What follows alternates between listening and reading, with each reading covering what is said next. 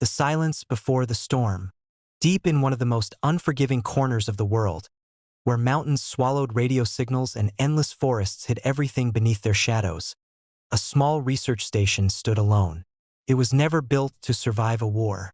It was built to study one. The station, known as North Ridge Research Facility, was positioned hundreds of miles away from the nearest city. A team of scientists lived there, studying rare geological formations and environmental changes that could impact the future of millions. They had no army, no backup, no idea that someone was coming. But watching over them was one man who had spent his entire life preparing for moments exactly like this. Former SAS specialist Captain Daniel Reeves. After more than a decade of classified missions, Reeves had walked away from the battlefield. He wanted a quieter life. A life without alarms, without gunfire, without the constant weight of knowing that one mistake could cost lives. The research station was supposed to be his final assignment. A simple security operation. A quiet posting.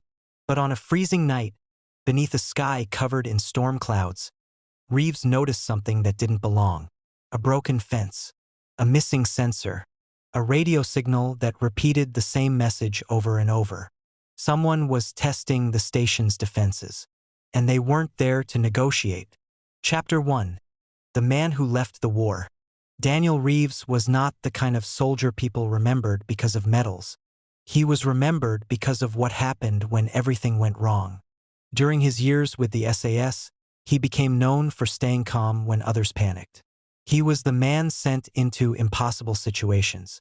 Hostage rescues, evacuations, missions where failure wasn't an option. But every mission took something from him. The noise of explosions followed him home. The faces of people he couldn't save haunted his sleep. Eventually, Reeves made a decision. He left. No ceremony. No farewell speech. He disappeared into civilian life. The research station offered him something he hadn't felt in years. Peace. The scientists didn't know his history. To them, he was just the security specialist assigned to protect them. Dr. Elena Ward, the station director, often joked that Reeves looked more prepared for a battlefield than a science lab. "You really think someone is going to attack a group of researchers in the middle of nowhere?" she asked him one evening. Reeves looked through the window at the dark forest. "I think people make mistakes when they believe nobody is watching." She laughed, but he wasn't joking. Chapter 2. The Warning Sign. The first attack came without warning. At 2:13 in the morning, the station lost power. The backup generators should have activated immediately. They didn't. Reeves woke up instantly. Not because of the darkness, because of the silence.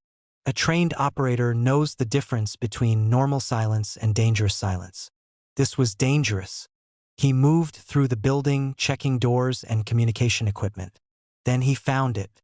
The security system had been disabled from outside. Someone had entered the perimeter. Someone who knew what they were doing. The scientists began waking up, confused and frightened. "What happened?" Dr. Ward asked. Reeves looked toward the cameras. A single image appeared. A group of armed men standing beyond the fence. Not random attackers. A trained militia. Their leader stepped forward. His name was Victor Hale, a former military commander who had built his own private army from mercenaries and extremists. And now he wanted something hidden inside the research station. Something the scientists didn't even know they had. Chapter 3.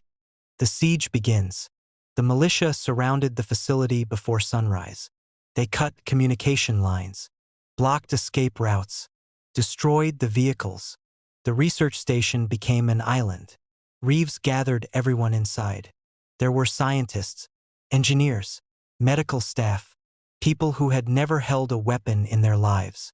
They were terrified, but Reeves wasn't. He studied the situation. The enemy had numbers. They had weapons. They had confidence. But they also had weaknesses. They believed fear would win. Reeves knew fear was a weapon, and he knew how to take it away. The militia expected a frightened group of researchers. They did not expect one former SAS operator standing between them and their target. Chapter 4. The First Night. The first night of the siege was brutal. The militia tested the station. They tried to force the defenders into mistakes. But Reeves refused to react emotionally. Every movement mattered. Every decision mattered. He kept the scientists moving. He kept communication attempts alive. And he kept reminding them of one thing. Survival is not about being stronger. It's about staying smarter longer. Outside, Victor Hale became frustrated. His men expected an easy victory. Instead, they were being delayed by one person. One person who understood their tactics. One person who knew exactly how attackers thought. Chapter 5. The Hidden Secret. As the siege continued, Reeves discovered why the militia had attacked. The research station wasn't only studying the environment. Deep beneath the facility was a classified archive containing research data worth millions. Data that could change energy technology worldwide. Victor Hale wanted it, and he was willing to destroy everyone inside to get it. But Reeves uncovered something else. A member of the research team had secretly been communicating with the militia. There was a traitor inside. Suddenly, the biggest threat was no longer outside the walls. It was within them. Chapter 6. The Battle for Survival. The station descended into chaos. Trust disappeared. The scientists questioned everyone. Reeves knew the militia wanted them divided. That was their strategy. Break the group mentally before attacking physically. But Reeves had faced worse situations. He reminded the team that survival depended on unity. Slowly, the scientists began fighting back in their own way. The engineers restored systems. The researchers protected important information. The medical team prepared for casualties. They weren't soldiers, but they became survivors. Chapter 7. The Final Assault. On the third night, Victor Hale launched his final attack. The storm covered the sound of movement. The mountains shook with thunder. The research station became a battlefield. But Reeves had prepared. He knew the enemy would come when they believed victory was guaranteed. And that was their mistake. The militia entered expecting an abandoned facility. Instead, they found resistance. The lights came back on. The alarms activated. The station fought back. And at the center of it all was Reeves. The man who spent years running toward danger. The man who thought his fighting days were over. The man who became the last line of defense. Chapter 8. The Last Sentinel. The final confrontation between Reeves and Victor Hale was not about weapons. It was about purpose. Hale believed power came from controlling people. Reeves believed strength came from protecting them. After a long struggle, Hale was finally defeated. The militia collapsed. The research team survived. And when rescue forces finally arrived days later, they found a station damaged but standing. The scientists called Reeves a hero, but he disagreed. I just did my job. Because that was the difference between a soldier and a hero. A hero wants to be remembered.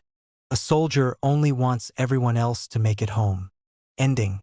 Months later, North Ridge Research Facility reopened.